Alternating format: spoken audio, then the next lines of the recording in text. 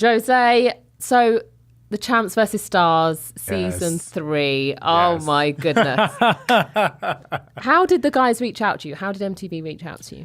I was reached out through an agent that's been working with MTV for a very, very long time.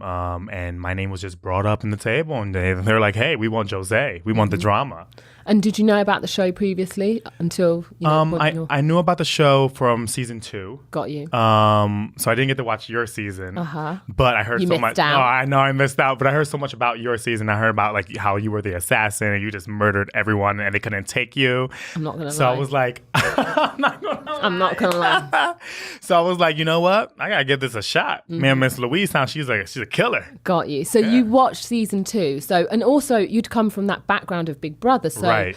were you primed for the level of political gameplay that ensued? Well, the thing is that when it comes to reality shows like this, like strategic game shows that you have to really use your brain and kind of maneuver in and out, Big Brother kind of prepared me for that, you know?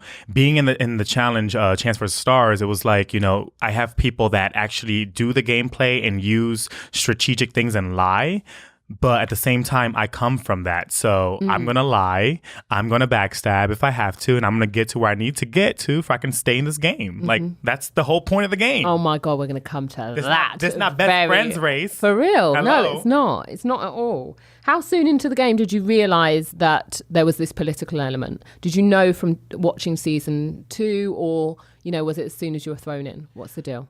See, I've been watching actually Real World and Gauntlet and all that stuff since I was like wee young. And seeing CT and Wes and stuff, I'm like, no. I said, you know what? As soon as I step into this room, game's on. Oh, The moment they say, shake my hand, game's on. okay. So I wasn't fooled by their like, you know, nonchalant way. I'm, hi, how are you? No. So you were dealt the card of being on the red team. So you had Devin, you had CT, you had Shane, you had Salita, Brooke, Little Mama, Ashley, and Kayla. Right. And obviously you lost, you know, the red team lost Arian Foster from the get-go. So it put you guys from the straight out the gate on the back foot. Right. And how did that feel like? Like, what were you guys thinking at that moment? Well, in my mind, I'm like, shit, I got to do something to ensure at least that I'm safe. You know, because if people start getting plucked off left and right, then what I'm going to do? Right now, you know, the stars are kind of outnumbered in this red team, and we have allies on the blue team that can help me out. So I have to work out some way where I can get the blue team to help me out and ensure my safety. So for the record, who were you cutting deals with, if anybody at all? Well, And you can be candid.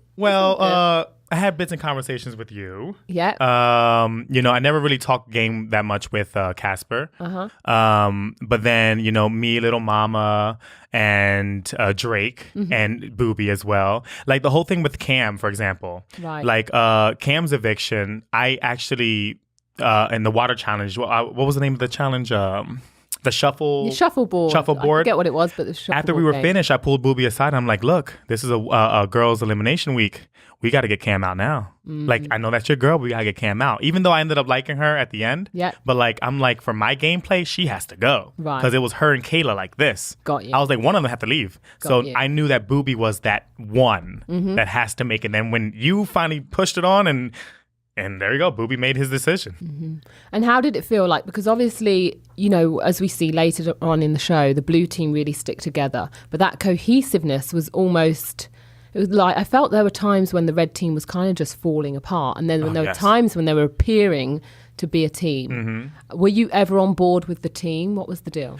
Well, the thing was this. We came into this game as stars, all of us. And because we got split into two separate teams, blue and red, and it ended up becoming like a little tricky, like to work together. But at the same time, I kept on telling everyone, don't be fooled.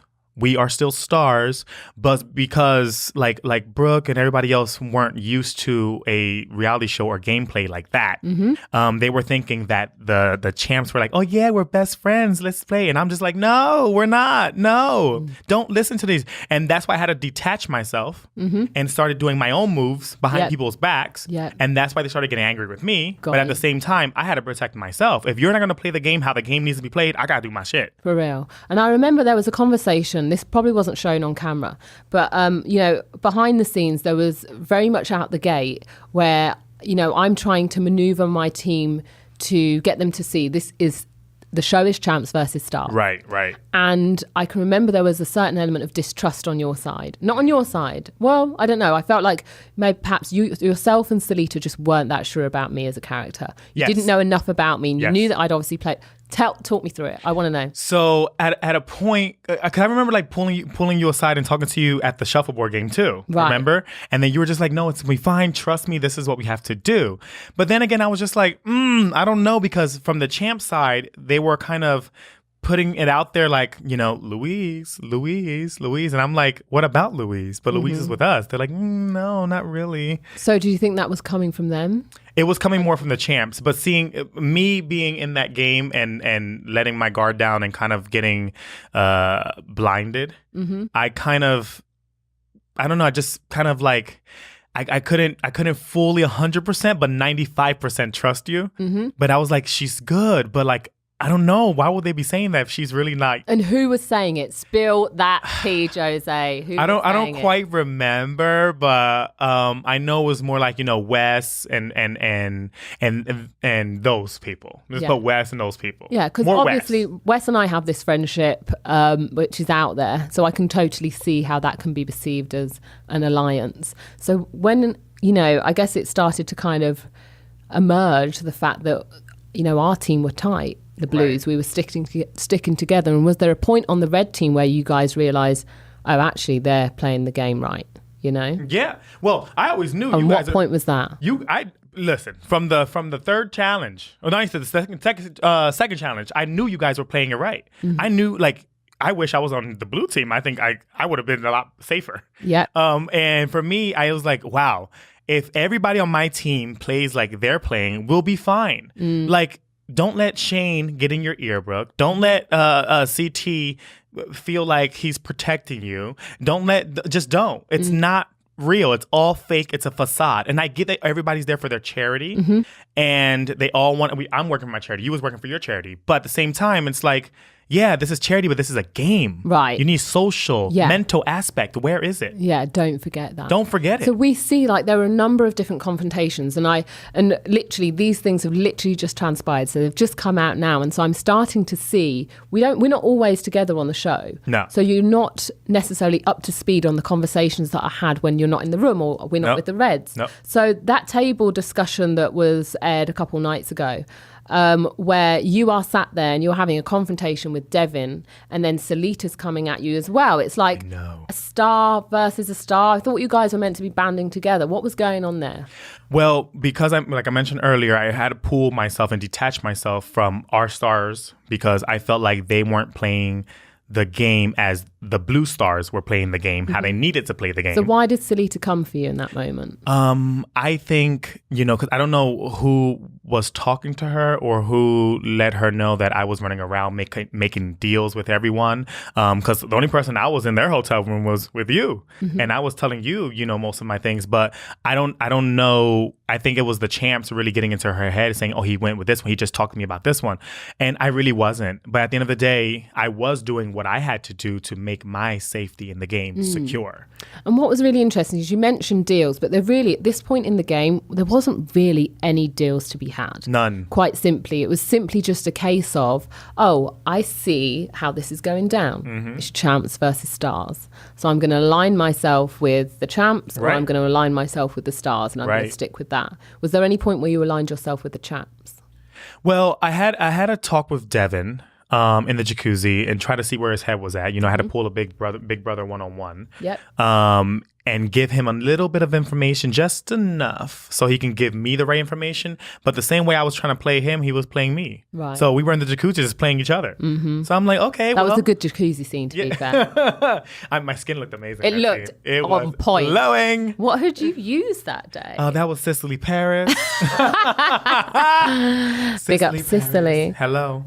Excellent. But no, it's just the name of the game. It's the name of the game. If you're not here to play, there's no reason you should be on this show. Like, I was there to play, and quite frankly, I have to admit, they can say whatever they want, but I feel like I was still there. So because of me being still there, I was playing the game. For real. So I don't care what nobody says. That was a weak player, whatever the case may be, blah, blah, blah. I know how to swim. At the end of the day, I manipulated and stuck my ass there and got out of several eliminations. Yes, you did. We're going to come to that one very shortly. And so going back to your relationship with Salita, which was extremely tumultuous through this series. Right. And I felt like in the beginning, you two were like the best of friends.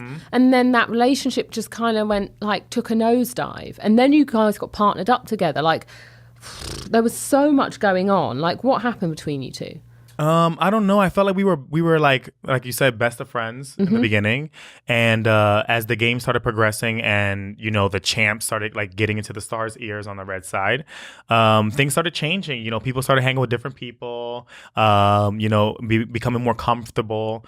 And I started distancing myself because at this point I felt like there was nothing I can do to either persuade or get into anybody in the star side and the red team's head. But you had an ally in Little Mama on that side. She was kind of on the same wavelength as you. She knew what's up. She was the truth. Little Mama was the truth. She was the truth. She was a hard ride or die. And she knew the game from the get-go. Right. That's what I loved about her. She didn't waver either, No. did she? She was literally stuck where she made her decision. She didn't budge nor move. I give 100% respect to her. For real. Because even in that last decision between her and Tori, she was like, none of my babies are going in. Ever. Ever.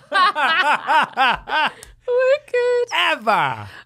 So you managed to narrowly swerve a head-to-head against West, but I felt like you were up for this battle. Why were you so up for it? I was ready. I was ready because, you know, I was ready to prove something, one. And, you know, I was ready to wrestle West. I mean, who doesn't want to go against someone who is a challenge alumni, you know? I don't want to go with somebody that doesn't have any credibility. If I'm going to lose, I'm going to lose somebody that has credibility, you know? So I kind of felt like you were like, look, if given the choice between like Wes and Shane. Right. I want Wes. For real. You know, I don't want to battle Shane. Like, why don't we battle Shane? I mean, it's just like a girl on girl. Because he's trash. well, honey. Like, you know, there were talk to me. You're standing up there, right? And 1 minute you think you're going in, and Wes has obviously been nominated. We've all nominated and gone against him, and we're like, we're throwing Wes under that bus. Right. And then what was the power play? Switch. That's right. And I remember you stood up there and you were like, come on, Mike, give it to me. And he was like, what, Jose? He's like, power play. You were waiting for that power play. You knew. I felt like you knew that just wasn't your destiny. Wasn't your time to go into elimination. No, I felt that day walking into that that lounge. I just felt that it wasn't meant for me to go up. But even though I went up, it still didn't seem right. Can you remember a conversation that we had? I feel like before you were going in, like we were going into the nomination room. In the kitchen? Yeah. And I just feel like we had a conversation and I'm like, you're going to be all right. And you're like, yeah, I know. I'm like, yeah, you're going to be fine, don't you? And you're like, yeah. And I had this inkling that we would get the opportunity to put two of the male stars together. And we did. Yeah, Who did we get in? Who did we put in? Wes and Devin. Oh, that's right. That was and good. then they had that elimination of popping tags and stuff like that. I was on that stand like, Devin, you gotta go. Devin, you gotta. But Wes, I never would have cheered for Wes any other way and any other time. But that one time, I'm like, Wes, whoop that ass. Yeah. Whoop that ass, Wes. Because if not, he gonna try to get me out. Whoop that ass. Exactly. But I felt like everyone was bashing you for kind of playing your own game. But then I also feel like you were probably one of the most transparent on your team, because let's put it this way. You were, you know, very kind of vocal about, I'm going to play my own game. It's as simple as that. Whereas the Reds, CT, Kayla, Ashley and Devin still trying to lie to everybody's face. Right. So who's the hypocrite? I feel like it's them, because at the end of the day, it's like, okay, if you're, like I said, if you're not here to play, I'm not here to babysit anyone. Yeah, I can give you a little insight on how a game like this kind of goes, but you have to do it on your own and you have to work together to make it work. But if I feel like no one even wants to work together, I'm going to go outside and do my own shit. Did you feel like there was one person in particular in the Reds team and the champ side that was pushing that issue of we're a team more than others? I definitely felt that it was like CT and Kayla and definitely Shane trying to push this situation that we're a team and then convincing the stars that we're a team. And then when the teams became teams of two, then like Shane got in Brooke's ear. Yeah. Like we're the team and she just like gave up and just let him do run the whole show. Yeah.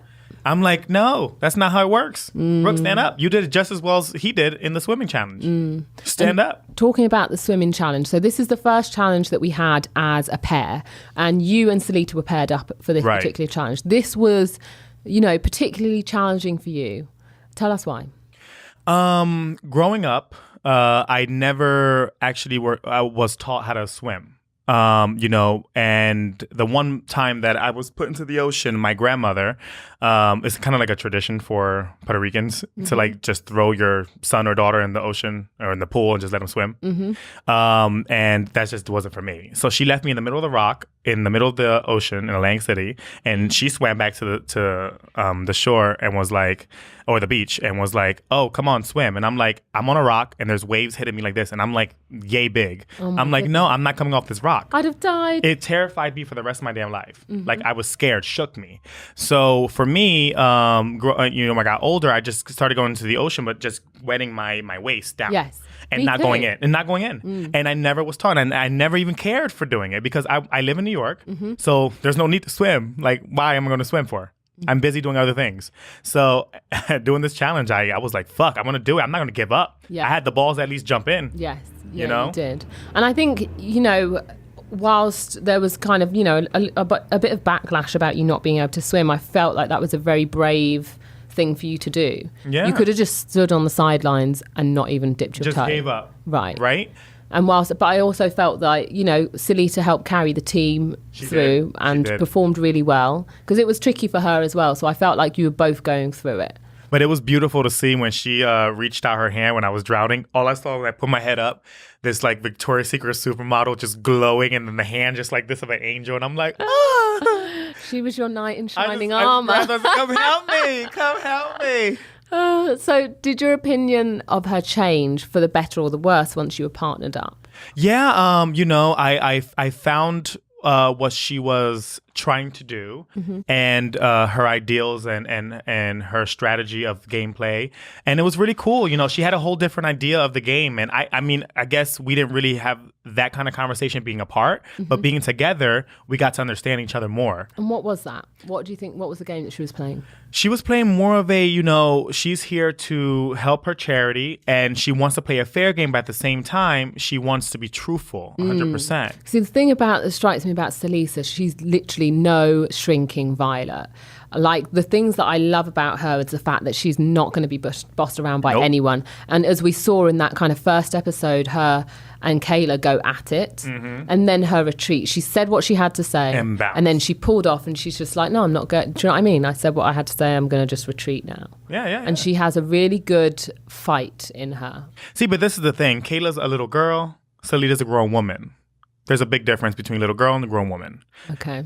Little girl doesn't know when to stop. Grown woman gives you what she needs to deliver to you, and then will be like, bye, bitch. And lets you hear it. And that's it. And it either sinks or it doesn't, and you just keep it moving. And that's it. There's no reason to waste any more saliva to the situation. Do you think that Kayla learned from that? Because I felt like that interaction, she felt like she had to come at it really aggressively. Right. And this was, this show is not like The Challenge, is it? Well, I felt that Kayla took the opportunity. I'm put it this way: took the other opportunity because it would never happen in any other scenario.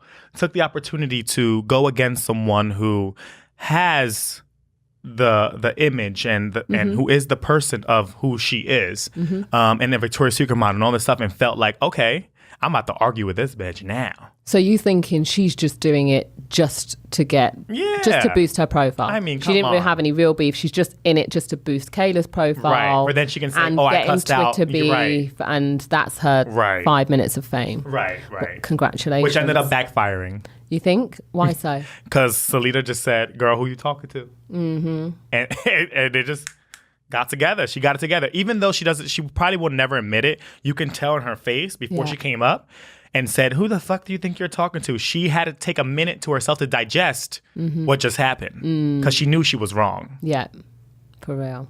So we end up having to play fucking Flip Cup. Oh my God, that fucking... I know. And I was literally saying to Mike, the Miz basically said, Lou, have you played Flip Cup before? And I'm like, yeah. I had zero idea what the fuck I was doing. I didn't play like drinking games. I was too busy running around the track. Wow. So talk us through it. We went... I mean, I remember hitting 1, 2, 3 fairly quickly. Casper passed the baton on to Casper. Salita got through her 3. But Jose, I felt like you choked, man.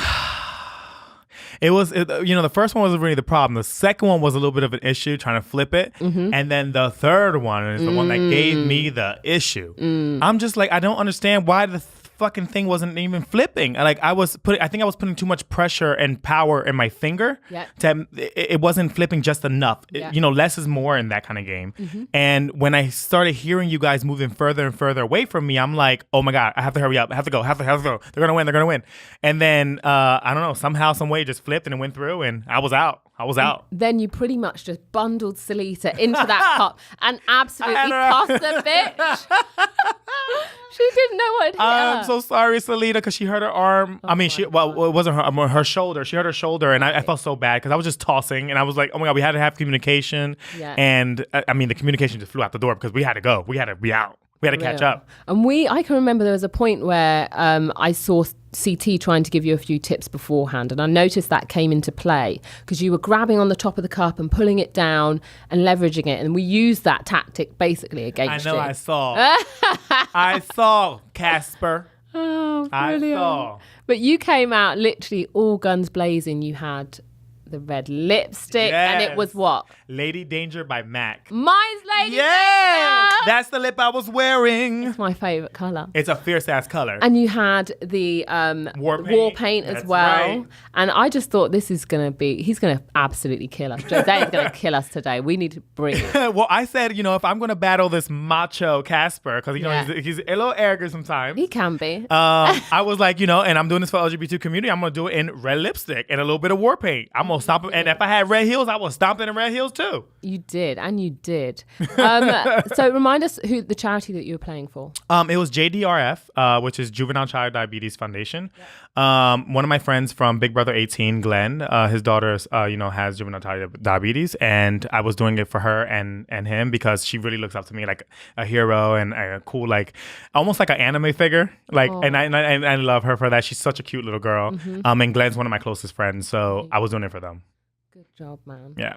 And so that final kind of moments of our elimination when you realized that you guys hadn't done enough, what did that feel like?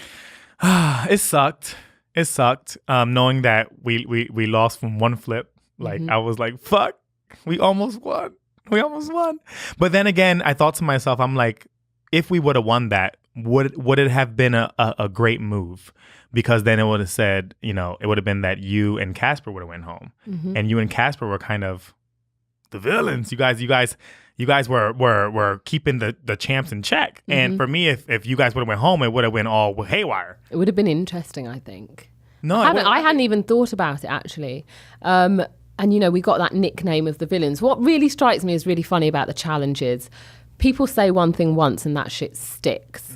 So, for example, Shane saying that we were cheating in the episode that's just gone. I'm like, what are you talking about? Cheating. Like there's cheating and then there's losing. Right. Like, we weren't cheating, we were losing. Like I went to, and this is a conversation that went down. I'm going to tell him, I'm going to fill you in a little bit of tea myself. The tea. So, and I can remember us being on that wall challenge. I don't know whether you saw. I saw it. Exactly. I don't know how you hung up there, girl. Yeah, for real. And we were going strong. We could have been up there all day. And I said to Casper, did he say like right foot red or whatever? For some unknown reason, I just felt like I'd missed something and there was right foot red. And we were having a good discussion while we were up there. I said, I'm going right foot red. You stay where you are in case one of us are wrong. So at least we have at least one man or woman still in the game, because we were going out to win that. We'd obviously just gone into elimination. We knew it was important to win. We were going for it. Right. And I just felt like, that villains thing. And then, people, saying to you, oh, you're just coming to cut deals. And I think not West, CT might have called you a weasel. And I'm just like, I personally hate name calling. Absolutely when hate they it. do the same thing, that we're just giving them own taste of their medicine. Right. Like, well, you can't take it. I hate name calling, but they are hypocrites. Oh my God. So looking back at the show, what was your lasting memory? Ooh, my lasting memory. Something fun, evil, what? Fun. Us hanging out. Going out and salsa dancing. Salsa. Ooh, we tore up that floor. Oh my God. And I've been back. You went. Oh my God. I go pretty much every Wednesday. Oh wow. Casper's there. I literally just turn up, rock up on my ones. Fernando's there. It's all good. Fernando. Little mama Fernando. We're gonna have to get Fernando on the podcast, man. He's such a G. And knowing what you know now, would you have played it differently? I think I would have played it more stronger. And I would have tried to play it with more people that were trying to play it like I'm playing it. Got you. So, I mean, you were split. It wasn't up to you, but it wasn't. I had no power basically. And will we be seeing you again on the challenge?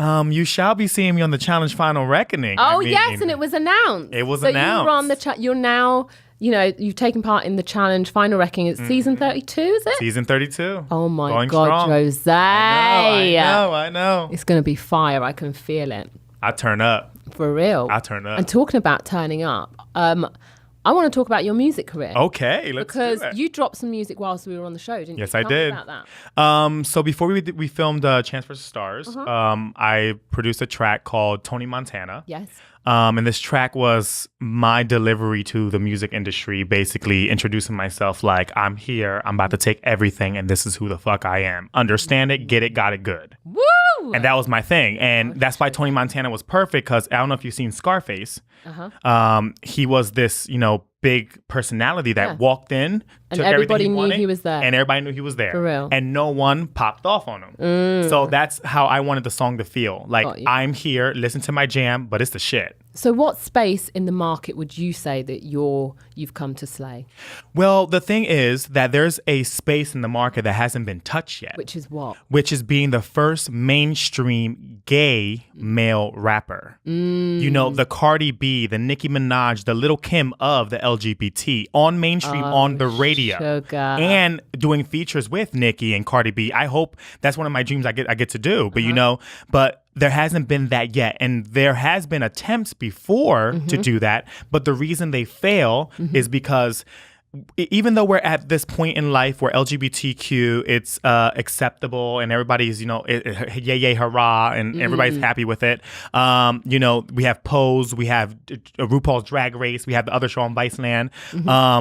We're getting all this press and publicity, but at the same time, we're missing that one link. Where's the gay artist rapper? Where is that? Right. So I remember you, me, little mama in my car on our way to go to Macy's or wherever we were going.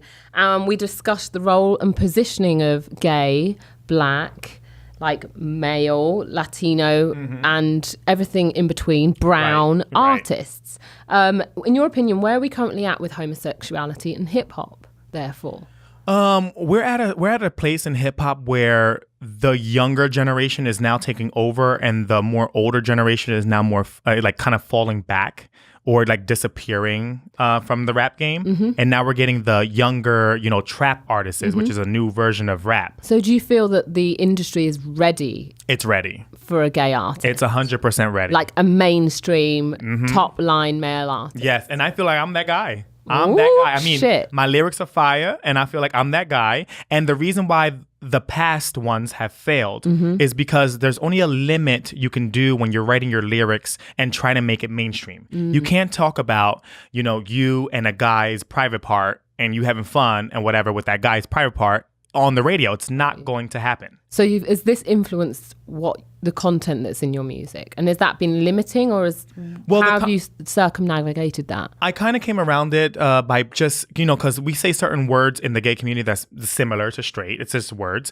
like the word bitch. Bitch, for example, can mean guy or girl. Yep. In the gay community. Her can mean guy or girl. Doesn't have to necessarily mean a girl. There's plenty of words that I play on that necessarily mean both or mean one or the other, but you never will know. So it's ambiguous. Right, but you're never going to hear me talking about like, oh, I'm over here with this guy's private part and look at me, hey. Like, I'm not talking about that because you have to remember, in the car, there's little kids, there's other stuff, but even though I hope their parents are not showing them the music. So do you feel as if the like hip hop rap community is not quite ready for that?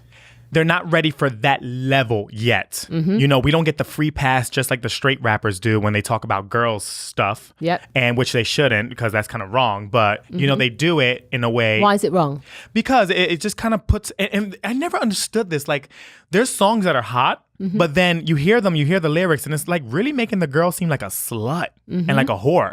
But then again, she's in the party, in the club, like, woo, this is my jam. She's in the video. Yeah, she's in the video. She's buying the record. Right, and she's buying the record. Are we complicit, therefore? So I don't... Because we're the ones consuming that music, That's why I don't get. That's why I don't understand. I do not get that. Interesting. I feel like there's a conversation going on at the moment, and I feel like people are starting to almost feel just, I don't know, like slightly woke, and they're starting to think about things like, actually, what am I really consuming? What am I really listening to? Right. Do I really want to play a part in perhaps, the downgrading of women or, or the bashing of gay men? Right. And I feel like, in fact, I think that one music genre that's probably had, looked at itself as kind of the dancehall movement with regards to that.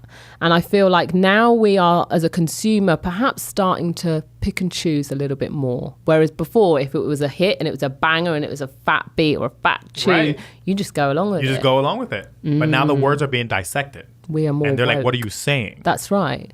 I feel like we're just waking up. We are woke.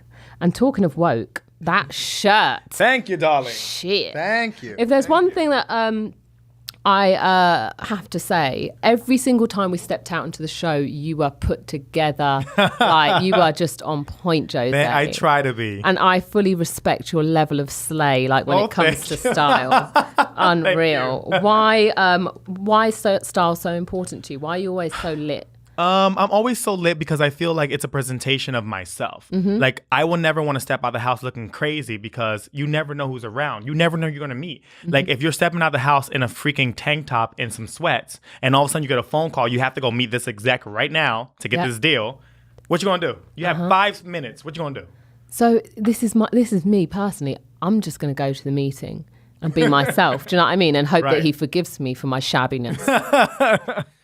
No, me, I got a bling when I walk in. You've got to turn up. Got to turn up. And do you feel like it puts you on your like the front foot and it makes you feel good about yourself and you're ready to then do what it is you need to do? What's the deal? I feel more polished. Like, I feel more comfortable in my own skin when I'm wearing something nice. Yeah. Like, I feel polished. So are we going to be hearing about this in your music or what? I feel like you're going to be talking about all your garms, shoes. My trips, my shoes, my clothes, my labels. Yeah, for real. And what about your makeup? So by trade, you're a makeup artist. That's right, isn't it? So tell me how you got into it. I was actually the face of Cicely Paris. Congratulations. Thank you. Which they're a great company. So you put some of that on me during the show, didn't you? And yes, I remember feeling like I transformed. Yeah, I felt like I'd, like literally shaved off a few years. It was good. It was some good stuff. So anybody who hasn't tried it, go try it because it's amazing. Plug. But I'm no longer the face of them, but we still keep in communication. It was a great run. Yeah.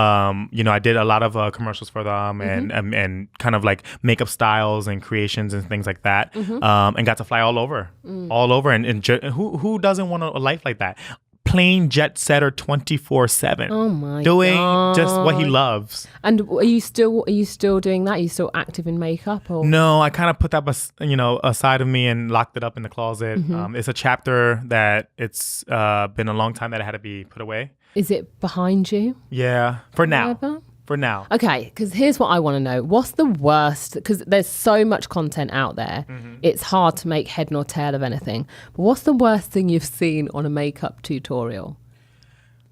Too much highlighter. Too much highlighter and kind of getting the consumer to do the same look in real life. Got you. Because actually today I was walking and getting some coffee from Coffee Bean, and yeah, Coffee Bean, good shit.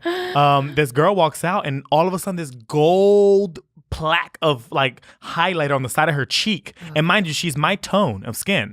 So all I see is this big highlighted nastiness gunk that you just wipe off like this and throw on the floor, and I'm like, who's responsible for that? I have no idea, but whoever's responsible needs to get fired, fined, and sent to court. You heard it here first. Lock them up. Lock them up. Take Stop away her makeup. No, and then these freaking tutorials that involve like the next step, like the tape, and then the spoon, and then the shoe, and then the hat. What? What's that? I don't know. I'm just saying more things, but there were two things that I remember seeing recently.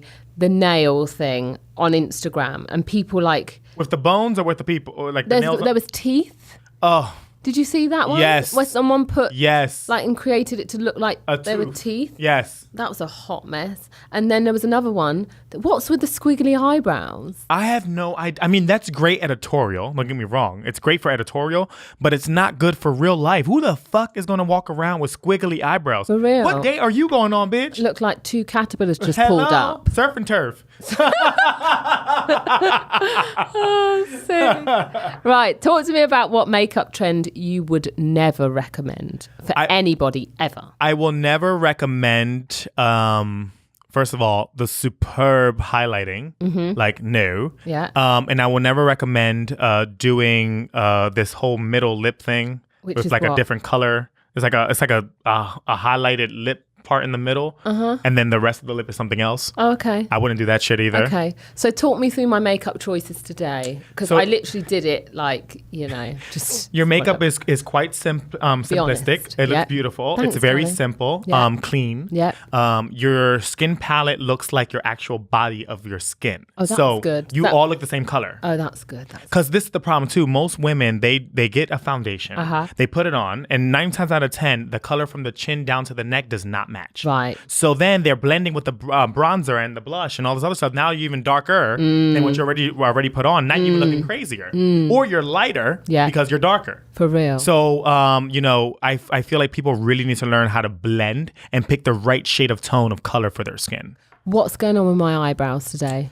Your eyebrows are actually very nicely arched. Oh, thank you. And the highlight under them look really nice. Oh, bless you. You noticed. I feel like someone said to me recently that eyebrows should not be twins. They should be sisters. Sisters, yes. Now, the thing is... What does that mean? Well, we're all born with one side being slightly different than the other. Like, even like how you have your brow here that's like this, my brow like that is here. I you see. It's not the same? Yeah. But it makes you. It gives you character. If you're too perfect, if you're too matchy, it becomes boring. Then everyone goes around looking the same. The world is not perfect. That's right. Everyone just ends up looking And like everybody has person. one bigger foot than the other. No. Yeah, slightly by Well, actually, inches. I do, because I know that I've got like one jammed up toe. One always gets jacked up. Do you know what I mean? Like if I'm hiking or whatever, or just in heels, there's just that one hammer toe that just wants to be an absolute rogue. Mine is my left. Oh, God. What a hot mess. So no plans to go back into makeup.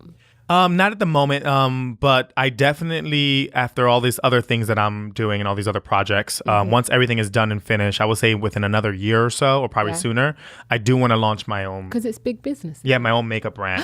and I know a lot about it to do it, in color, textures, tone, feeling, dewiness, softness, all that. It takes a makeup artist or a makeup architect. Right. To learn how to actually create a brand that's going to be super successful. And not I like that because an architect builds. That's right. I like it. Right. Our next part of the show is called All That and a Bag of Lies. Yes. Let's Yes! I don't have any limes, but I do have a pochette. By the way, when you turned to Ashley and Kayla and you said, "Can I have 2 limes in the glass, please?" I was like, wait a minute. They didn't know what hit them. Okay, this is my little pochette, which I'm now using. There is paper in there. It's really cute. Thank you. It's from Liberty of London, plug. And you're going to reach inside my little English pochette and you're going to pull out a name or a piece of paper, and on it it's going to say something. You're going to read it out loud, and then I'm going to help you if you don't understand what it says. In we go. Oh my God. What does it say? CT. Spill the tea. What was your impression with him? Spill the tea. How did you find him on Champs vs. Stars season 3? CT is like a father figure. In the beginning, I felt like, oh, it's cool. I'm working with CT. I've been watching him since I was a little kid. So for me, it was like he was like father figure. But then getting more deeper into the show, he started becoming this like evil, I don't know, this evil Santa Claus person, just like trying to like damage the whole team and like get me out and calling me the cancer of the group and all this other stuff, and which he later on apologized for. Right. Good. And I remember that. Yeah, that was crazy. And then I feel like he gets hot-headed sometimes, and he has a very short temper. So when he feels like he's like up against the wall or nothing's going his way, the short fuse blows up and he blows up right at your face. But deep down, he's a sweetheart and a big teddy bear, which I ended up loving about him. Yeah, I think that he's definitely a very good blend of like hothead and softy. Yes. And it's just a case of what side you're on, isn't it? Okay, deep into my pochette. It's my wizard powers. Get in. Wow. There might be chewing gum in there. Salita! Yes. Go for it. Where's your relationship at now? Me and Salita are really good right now. She and I talk here and there. We follow on social. We keep in touch. She actually sent me a birthday card to my apartment. Oh, happy birthday, Jose. With some kissy lips. Thank you, Salita. Aww. And, and I feel like she's a great, awesome person. I definitely am grateful to have a person like her in my life. Yeah, she's got a big heart. She's fabulous. I feel like she really cares for her friends. Yes, she does. Get in. Oh, Lord. This one feels weird. Oh, let's see who it is. Yeah. That's why it feels weird. Powers. What is it? Shane. Oh, my God. Shane the Snake. Spill. Shane. Shane, for me, is a character that I felt that I, in the beginning, could work with. But then when I started seeing his little slithery ways, I was like, no, bitch, you're not about to get me. I'm about to get you before you get me. And then being the only 2 gay people in the show, you will think that, we'll work together, we'll partner up, which was the plan from the get-go. But he just wanted to work with his champs and not work with me. So it was like, okay, bitch, you wanna be a backstabber? Okay, let's backstab. And I feel like he does what he can do to get where he needs to get to, which is not a problem because I do the same thing too. But I don't think he could take a little heat when it comes to another gay person being on the show. Whoa, shots fired, Jose. So you feel like he wants to be like the only one. But unfortunate, it's not the issue. For real. For real. He's just going to have to like that and lump Suck it up and take it, bitch. So, I feel like there's a little bit of rivalry there. Let's put it this way, like, because the thing is, this is the thing about the show, it's highly competitive when you're in the show, but it's highly competitive to get on the show. Right. So, do you feel that he was threatened by you? Well, come on. I'm young. I'm beautiful. Yes, you are. I'm a Linda Evangelista. Oh, sí, papi. Sí. And someone with this much sauce and this much flavor coming in is just like, wow. If you're a dry something and you don't have any sauce to wet in your noodles. No sauce. No sauce. I don't know what to tell you, but I was dripping. He's a dry ass hot dog. No sauce. I was dripping, and he couldn't take my spaghetti, honey. Oh my God. Shots fired. Woo, who's the next victim? Hold on. That's so funny. That's cracked me up. Yeah, this one feels strange too. Whoa. What does it say? Fuck, marry, kill. Yes. Who have we got? We have Shane, Tony, and Casper. Boom. Go for it. Oh, I'm going to get chewed up for this one. I would fuck Tony. Boom. Well done, Tony. Good job. I would marry Casper. Really? Yeah, because I wouldn't marry Shane. I couldn't see myself marrying Shane. I'd go for that. Out of the option with the two? Yeah. I would marry Casper. Yeah. Casper's a businessman. Yeah. Casper would hold you down. Yeah. He'd hold you down. And I'll kill Shane. Oh, for real? With a chainsaw. Bam. Bam. Oh, my God. He's coming for you. He's coming for you. Oh, Brooke. Yay. Love her. She's like a fairy godmother. Completely. Very tall, Amazonian princess.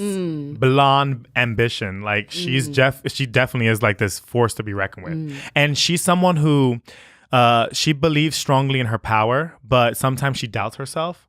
And, you know, I always tell her, I'm like, Brooke, you are amazing. You are a tall glass of milk. You're amazing. Take that and run with it. You can knock mostly any girl down or any guy. You are strong. You heard it here first. Like, she's beautiful. Yeah. And I feel like she has, I don't know, there's something about Brooke that is deeply kind of spiritual. Yes. And I feel like actually a lot of the times, while she didn't necessarily want to get involved politically, she was almost there to keep the calm. Right. And she was almost like the calm that we all needed at certain points. Right. I agree. She was definitely like Mother Hen. Definitely. Like calming everybody down from arguing and fighting. Yeah. She's definitely a great spirit. I'll go with that. Go for it. Don ma pochetta. Poche. So this is most underrated and most overrated player on the challenge.